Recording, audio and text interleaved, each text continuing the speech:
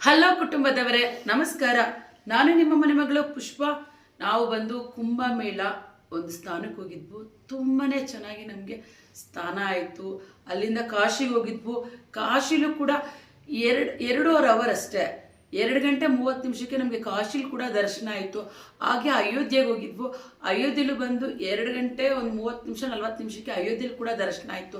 ಅಲ್ಲಿಂದ ಬರ್ತಾ ಮಂತ್ರಾಲಯಕ್ಕೂ ಹೊರಟು ಬಂದ್ವು. ಮಂತ್ರಾಲಯದಲ್ಲೂ ನಿನ್ನೆ ತುಂಬ ಚೆನ್ನಾಗಿ ದರ್ಶನ ಆಯಿತು. ಏಕೆಂದರೆ 144 ವರ್ಷಕ್ಕೊಂದ್ಸಲಿ ಈ ಕುಂಭಮೇಳ ಆಗ್ತಾ ಇರೋದು. ತುಂಬಾ ಒಂದು ನಮ್ಮ ಭಾರತದ ಹೆಮ್ಮೆ ವಿಷಯ ಅಂತಲೇ ಹೇಳ್ಕೋಬೋದು. ಅಂಥ ಒಂದು ಕುಂಭಮೇಳದಲ್ಲಿ ಹೋಗಿ ಸ್ನಾನ ಮಾಡಿದ್ರೆ ತುಂಬಾ ಒಂದು ಪವಿತ್ರ. ಯಾಕೆಂದರೆ ದೇವತೆಗಳು ಬಂದು ಸ್ನಾನ ಮಾಡಿ ಹೋಗಿರೋ ಅಂಥ ಜಾಗ ಅದು. 144 ವರ್ಷಕ್ಕೊಂದ್ಸಲಿ ಬಂದಿರೋದು. ಪ್ರತಿಯೊಬ್ಬರು ಹೋಗಿ ಬನ್ನಿ. ಸೊ ಈ ಸೋಷಿಯಲ್ ಮೀಡಿಯಾದಲ್ಲೆಲ್ಲ ತುಂಬ ಜನ ಹೇಳ್ತಾರೆ, ಇನ್ಸ್ಟಾಗ್ರಾಮ್ಸಲ್ಲಾಗಲಿ ಯೂಟ್ಯೂಬಲ್ಲಿ, ಬೇಡ ಹೋಗ್ಬೇಡಿ ತುಂಬ ರಶ್ ಇದೆ. ಅಂಥ ರಶ್ ಇಲ್ಲ, ಅಂಥ ಕ್ರೌಡ್ ಆದ್ರೂ ಏನು ಅಂದರೆ ನಿಮಗೆ ಅಲ್ಲಿ ಘಟ್ಟಗಳು ಜಾಸ್ತಿ ಮಾಡಿದ್ದಾರೆ. ಒಂದೊಂದು ಕಡೆನೂ ಒಂದೊಂದು ಘಟ್ಟ ಇದೆ. ಹರಿಹರ ಘಾಟ್ ಇದೆ, ಮತ್ತು ಒಂದೊಂದು ಘಾಟ್ಗೂ ಒಂದೊಂದು ಹೆಸರಿಟ್ಟಿದ್ದಾರೆ. ಸೊ ಅಲ್ಲಿ ಬಂದು ಸ್ನಾನ ಮಾಡೋದಕ್ಕೆ ಅಂತ ಪ್ರತ್ಯೇಕವಾಗಿ ಜಾಗ ಇದೆ. ನಿಮಗೆ ಬಟ್ಟೆಗಳು ಚೇಂಜ್ ಮಾಡೋದಕ್ಕೂ ಒಂದು ಪ್ರತ್ಯೇಕವಾಗಿ ಕೊಠಡಿಗಳು ಮಾಡಿದ್ದಾರೆ. ಯಾವುದೇ ಥರ ಪ್ರಾಬ್ಲಮ್ ಇಲ್ಲ.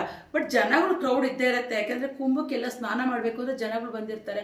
ಆದರೂ ಅದನ್ನು ತುಂಬ ಚೆನ್ನಾಗಿ ಅಲ್ಲಿನ ಒಂದು ವ್ಯವಸ್ಥೆ ಮೋದಿಜಿಯವರು ತುಂಬ ಚೆನ್ನಾಗಿ ಒಂದು ಅಚ್ಚುಕಟ್ಟಾಗಿ ಒಂದು ಜಾಗ ಮಾಡಿಕೊಟ್ಟಿದ್ದಾರೆ ಪ್ರತಿಯೊಬ್ಬರಿಗೂ.